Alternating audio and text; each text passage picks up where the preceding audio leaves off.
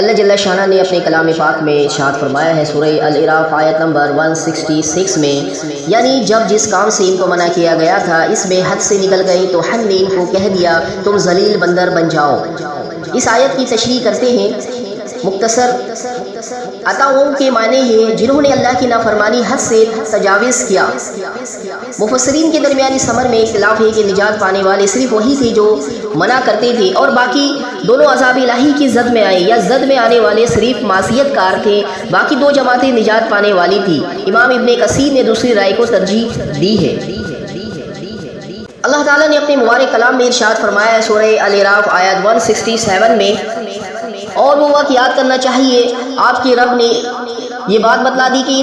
وہ ان یہود پر قیامت تک ایسے شخص کو ضرور مسلط کرتا رہے گا جو ان کو سزائے شدید کی تکلیف پہنچاتا رہے گا۔ بلا شبہ آپ کا رب جلدی ہی سزا دے دیتا ہے اور بلا شبہ وہ واقعی بڑی مغفرت اور بڑی رحمت والا ہے۔ اس آیت کی تشریح کرتے ہیں، یعنی وہ وقت بھی یاد کرو جب آپ کے رب نے ان یہودیوں کو اچھی طرح باخبر کر دیا یا جتلایا تھا، یعنی قسم کھا کر نہایت تاکید کے ساتھ اللہ تعالیٰ فرما رہا ہے وہ ان پر قیامت تک ایسے لوگوں کو مسلط کرتا رہے گا جو ان کو سخت عذاب میں مبتلا رکھیں گے۔ چنانچہ یہودیوں کی پوری تاریخ اس ذلت و مسکنت اور غلامی و محکومی کی تاریخ ہے جس کی خبر اللہ تعالیٰ نے اس آیت میں دی ہے۔ اسرائیل کی موجودہ حکومت قرآن کی بیان کردہ اس حقیقت کے خلاف نہیں ہے، اس لیے کہ وہ قرآن ہی کے بیان کردہ استثناء وحبل من الناس کی مظہر ہے جو قرآنی حقیقت کے خلاف نہیں بلکہ اس کی معید ہے۔ یعنی اگر ان میں سے کوئی توبہ کر کے مسلمان ہو جائے تو وہ ذلت و رسوائی سے بچ جائے گا۔ پروردگار عالم نے انسانوں کی رہنمائی کے لیے اپنے قرآن پاک میں ارشاد فرمایا سورہ الاعراف آیت 168 میں، اور ہم نے دنیا میں ان کی مختلف جماعتیں کر دیے، بعض ان میں نیک تھے اور بعض ان میں اور طرح کے تھے، اور ہم ان کو خوشحالیوں اور بدحالیوں سے آزماتے رہے شاید باز آ جائے۔ اس آیت کی تشریح کرتے ہیں،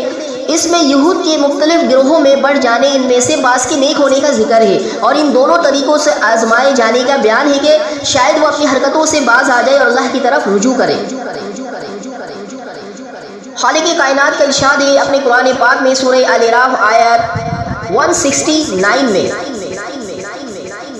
پھر ان کے بعد ایسے لوگ ان کے جانشین ہوئے کہ کتاب کو ان سے حاصل کیا، وہ اس دنیا فانی کا مال متاع لے لیتے ہیں اور کہتے ہیں ہماری ضرور مغفرت ہو جائے گی، حالانکہ اگر ان کے پاس ویسا ہی مال متاع آنے لگے تو اس کو بھی لے لیں گے۔ کیا ان سے اس کتاب کے اس مضمون کا عہد نہیں لیا گیا اللہ کی طرف سے بجز حق بات کے، اور کسی بات کی نسبت نہ کرے، اور انہوں نے اس بات میں جو کچھ تھا اس کو پڑھ لیا، اور آخرت والا گھر ان لوگوں کے لیے بہتر ہے جو تقویٰ رکھتے ہیں، پھر کیا تم نہیں سمجھتے؟